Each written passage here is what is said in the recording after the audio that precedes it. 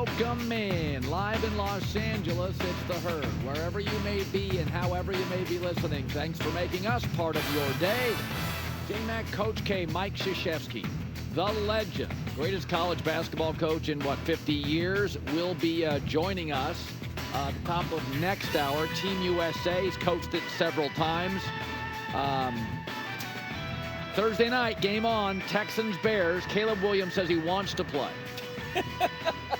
He'll play a little, maybe a couple snaps, couple series. Got to put him out there. Okay, if you say so, Coach. Well, I mean, I don't know about that.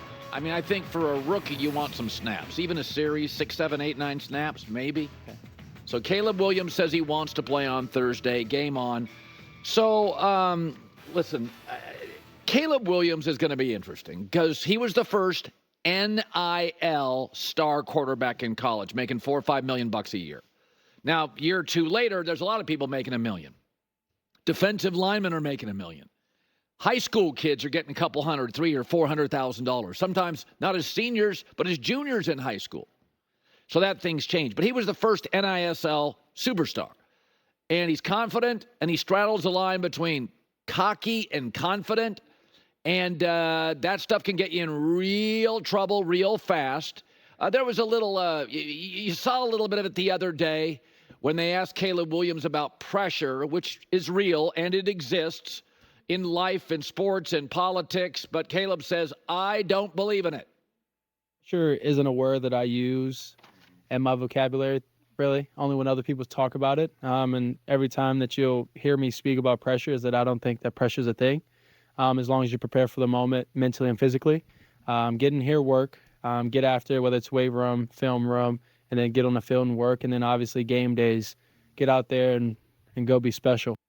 Okay, so maybe he's one of 2 or 3 athletes all time that doesn't feel pressure. Maybe, but it does exist. So there are 6 quarterbacks drafted in the first round. And if you look at history, 1 will be a star, maybe 1 or 2 will be solid starters, and 3 will be misses, maybe 4. So let's go to the last decade where quarterback play has been much better at the high school and college level. The coaching of quarterback play, the cottage industry, the quarterback camps, better than ever.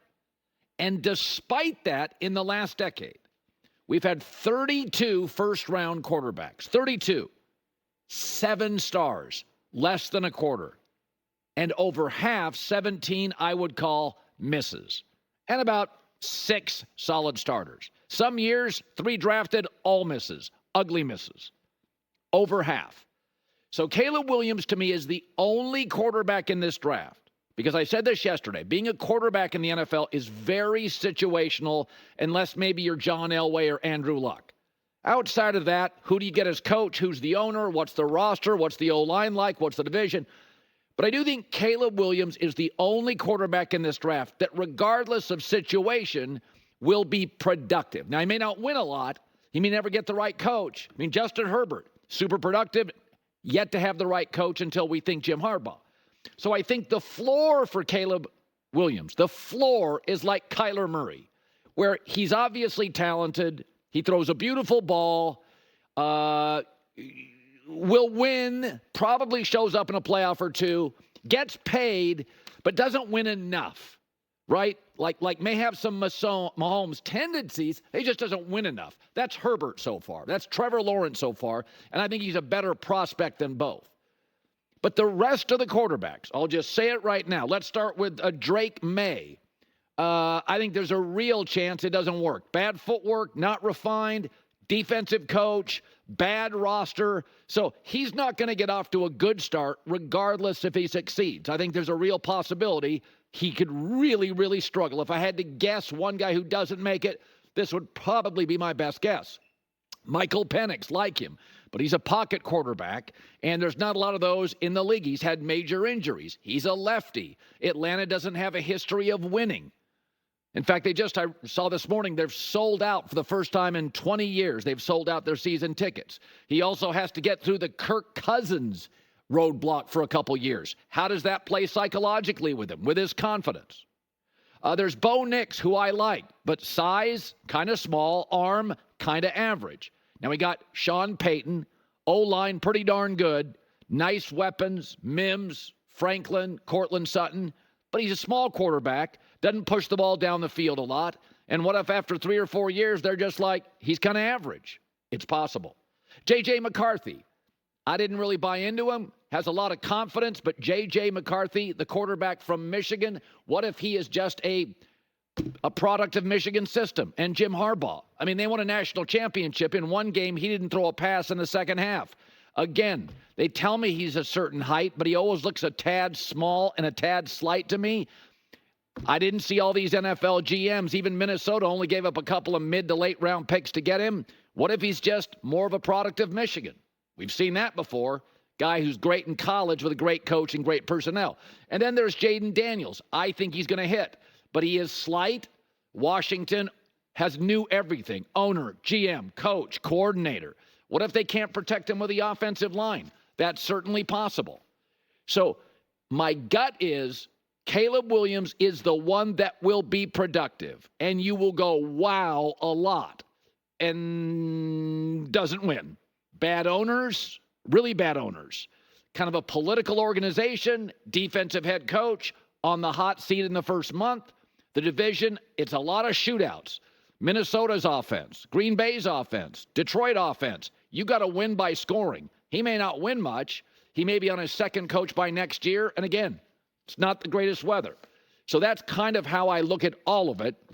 It's very situational.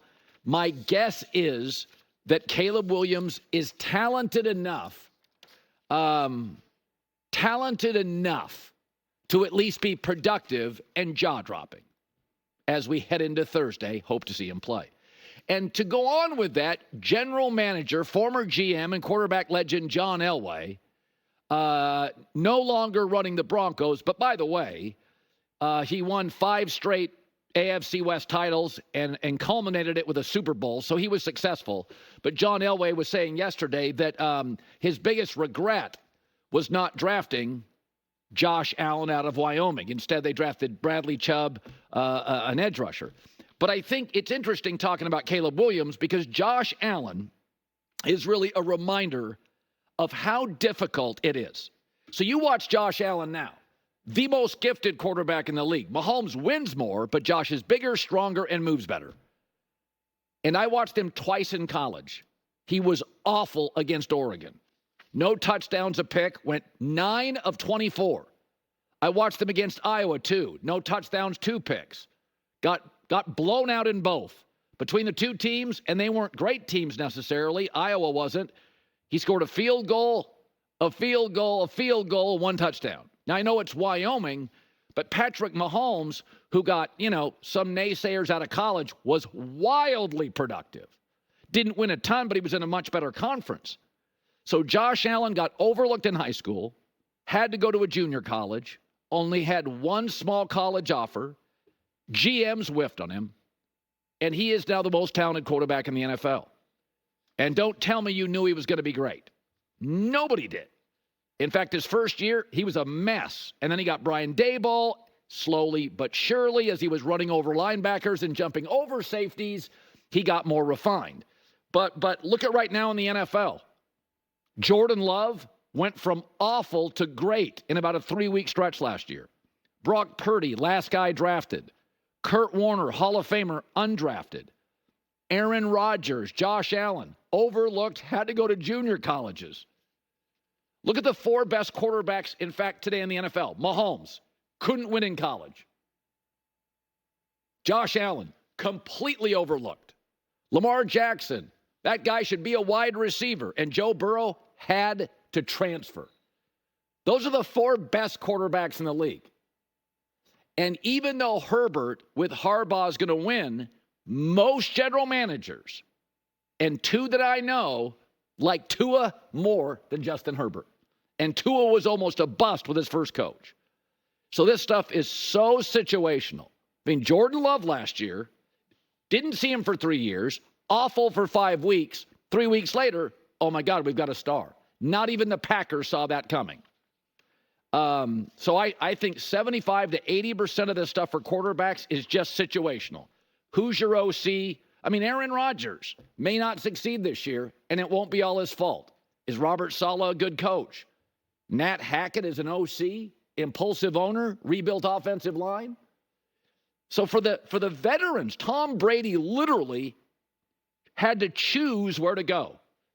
Matt Stafford chooses where to go. Russell Wilson could choose kind of where to go.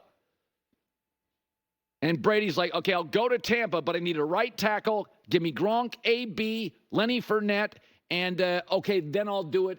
And even he chose the weakest division in football. So Brady, one of the smartest guys ever, when he could choose kind of the league and target the league, he wanted to go to Tampa because situationally they needed a right tackle and a couple of his guys. So good luck to K.